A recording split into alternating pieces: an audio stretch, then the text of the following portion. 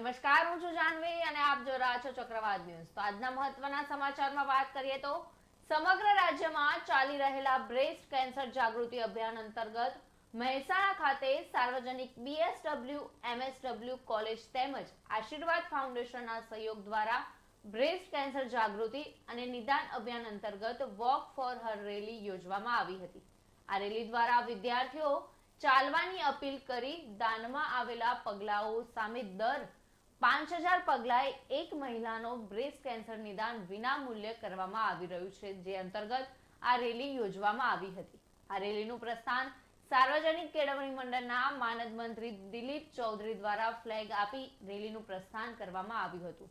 આ રેલીમાં સાર્વજનિક MSW કોલેજના આચાર્ય ડોક્ટર ક્રાંતિબેન ત્રિવેદી તેમજ આશીર્વાદ ફાઉન્ડેશનના પ્રોજેક્ટ કોઓર્ડિનેટર સુનીતા રાણા ઉપરાંત કોલેજના અધ્યાપકો તેમજ મોટી સંખ્યામાં વિદ્યાર્થીઓ ખાસ જોડાયા હતા। શ્રી સાર્વજનિક BSW MSW કોલેજ અને આશીર્વાદ ફાઉન્ડેશનના સંયુક્ત ઉપક્રમે અમે વોક ફોર હર નામનો કાર્યક્રમનું આયોજન કર્યું હતું, જેમાં 100 વિદ્યાર્થી સાર્વજનિક BSW MSW કોલેજના જોડાયા હતા કે જેનો મુખ્ય હેતુ એ હતો કે બહેનોમાં સર્વાઇકલ કેન્સર છે, બ્રેસ્ટ કેન્સર છે, એની અવેરનેસ આવે। ખાસ કરીને બ્રેસ્ટ કેન્સરમાં જે મેમોગ્રાફી અને સોનોગ્રાફી જો 5000 પગલાં જે ડોનેટ કરવામાં આવે આશીર્વાદ ફાઉન્ડેશનને, તો ફ્રી ઓફમાં સોનોગ્રાફી એ લોકો કરવાના છે।